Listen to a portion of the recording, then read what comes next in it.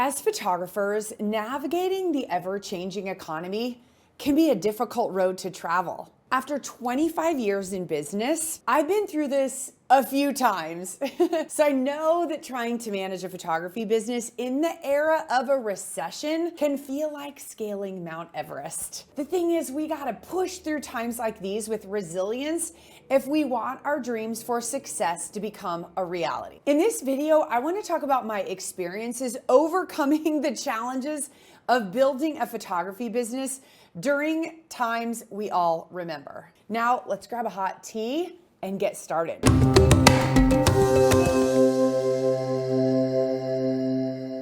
Hey, I'm Sarah Petty.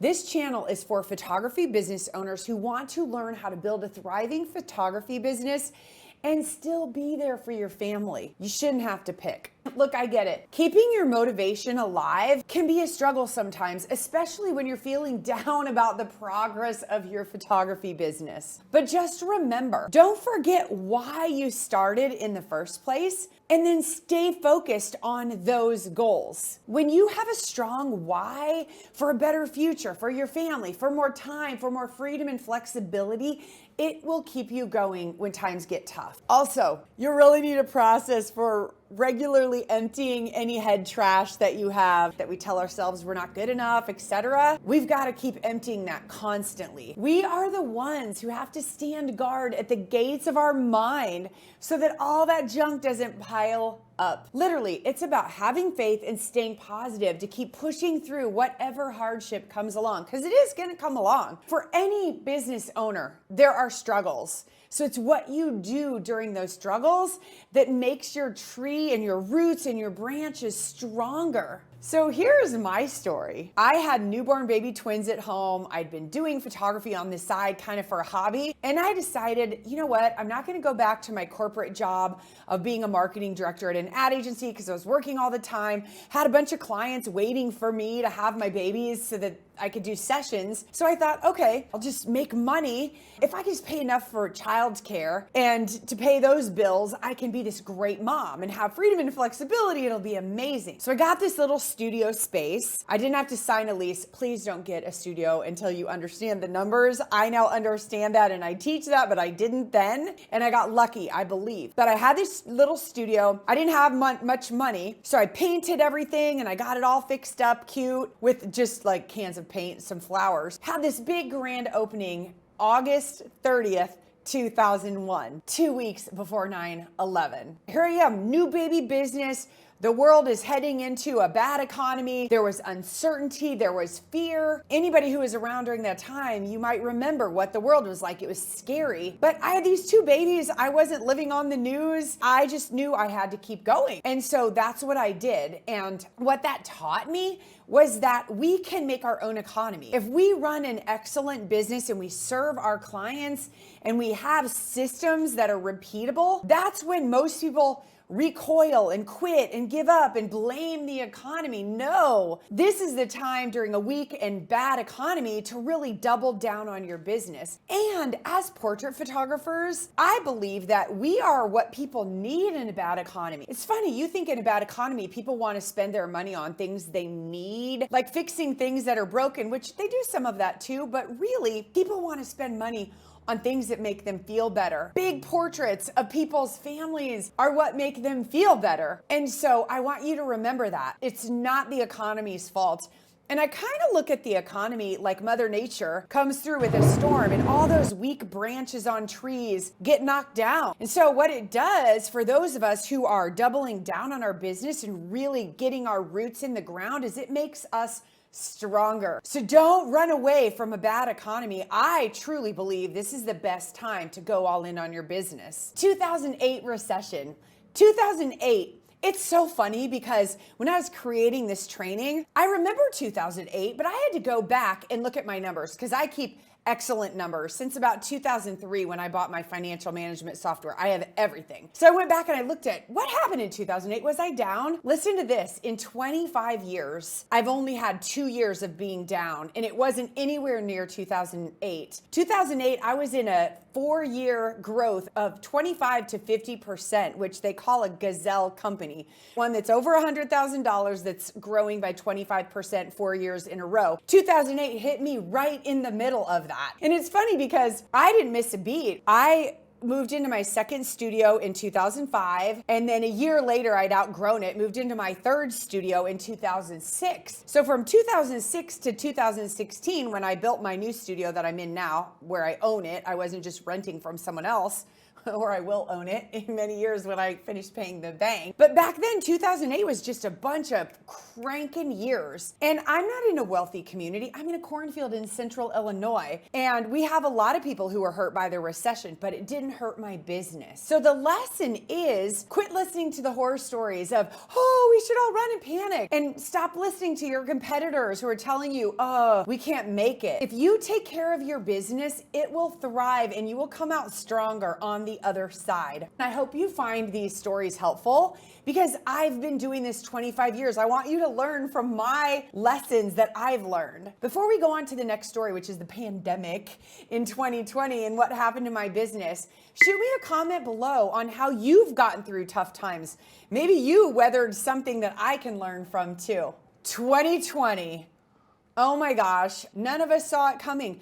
I had just built this gorgeous new studio, moved in it in 2016, 17, bigger mortgage than I've ever had. I have team, I have all of this overhead, and the world shuts down. Also, I have a coaching program of photographers all over the world who are paying me money to teach them how to run their businesses. Their communities all shut down.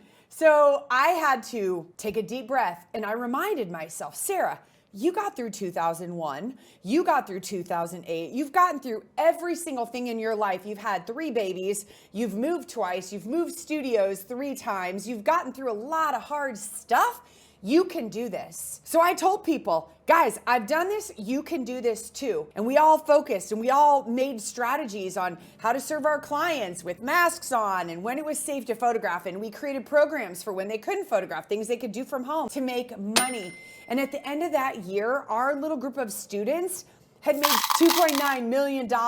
And so what they learned was a shortcut and less suffering by looking at what I had done and having a mentor who had been there before. I believe that during a crummy economy, that is the time when you consider, like, what am I doing in my business? The economy is going to have highs and lows, but there is a photography business model that I've proven for 25 years can outlast any recession. It's not any kind of photography business. It's specifically a boutique photography business. It's a business model that I've personally used over these 25 years to sell well over $3 million of portraits. That's not my coaching business. That's not money that comes from photographers who have hired me. This is just in portraits in my photography business, for the most part working very part-time. Because when I did go full-time, then I started up Drive Marketing where I teach photographers. So it's made over 6 figures almost every year for 25 years because it's a well-oiled machine.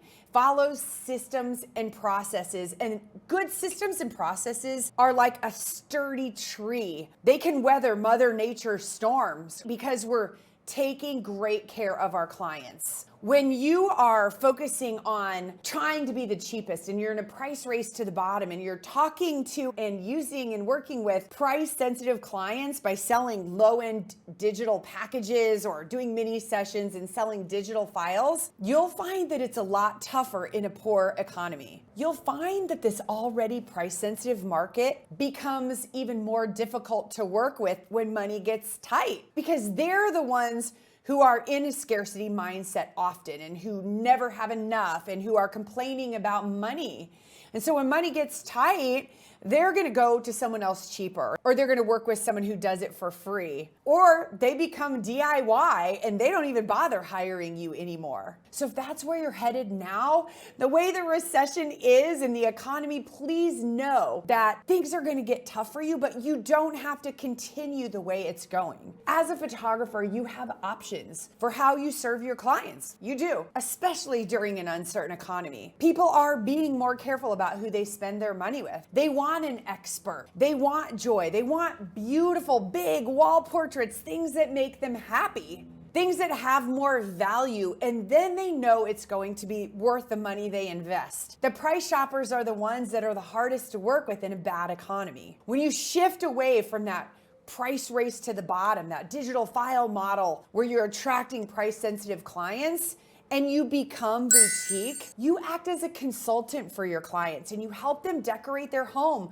with images of their family that they love. This is instead of an online gallery where they go online and they order, or they get a CD of digital files that they aren't even gonna print. You, as a boutique photographer, will sit with them and present a video slideshow of the images on a wall or on a computer, on a TV. You add music and it gives them a sense of, oh my gosh, this is what this artwork will look like finished hanging on my wall. We can literally show them that very easily with some of the softwares that we use, so that it takes away the fear. And then they're so excited to make that investment. We also can show them what books and album page layouts look like. We make it so easy for them to say yes, so they can invest in heirloom pieces to decorate their home. And look, we know after this pandemic that when everybody got sent home, the people are like, oh, I need to put some work and money into my home. The amount of money people are spending on their houses, I know in my market, I can't even get people to come out when I need things done because they're so busy. So people are spending money on their homes, whether you think they are or not, whether you are or your friends are or not, other people are, and you can serve them. We always say, don't sell from your own wallet. Don't do it. Come from a place of serving people who have money and need this artwork to fulfill themselves. When we sit with them and we help our clients order, it takes about an hour. You can do it if you have a studio. Many of you don't. You can do it in the client's home. You can meet them at Starbucks if you want. There is a way for you to make great money as a boutique portrait photographer without a bunch of expense. How cool is that? The thing is, when you work with higher quality clients who value what you do, and it positions you as an expert and a professional versus just being another cheap digital file photographer, you need fewer clients. And that's how you weather any storm, because they love you and they're not going to leave you for someone else who's cheaper. It's typically the price sensitive market. Those are the branches on the trees that are all competing for the same money, and they get smaller and smaller, and pretty soon Mother Nature comes in and knocks them all to the ground and they quit and they blame the economy. The wind came and knocked me down. No, it doesn't have to happen for you. Build a business that has strong foundation, great roots, and doesn't compete on price, and you're gonna weather any economy. Hey, listen, if you're ready to be part of a community of boutique photographers, that's what we do. Photographers who value family first, growing a business and encouraging others. Give me a hug. Come join our free Facebook group, because it is hard out there and the rest of the world wants to tell you can't do it in a bad economy. And I promise you, you can. Those people aren't doing it, so they're going to be naysayers. Come and listen to the yay sayer, the person who's doing it. I'll stick the link in the description below. And listen, if you found this content at all helpful, go down and snap the subscribe button, click the little bell, and stay on top of what I think is the best business photography content on YouTube. Come for positivity. And if you love today's video, click here to get more actionable steps. And I'll see you soon.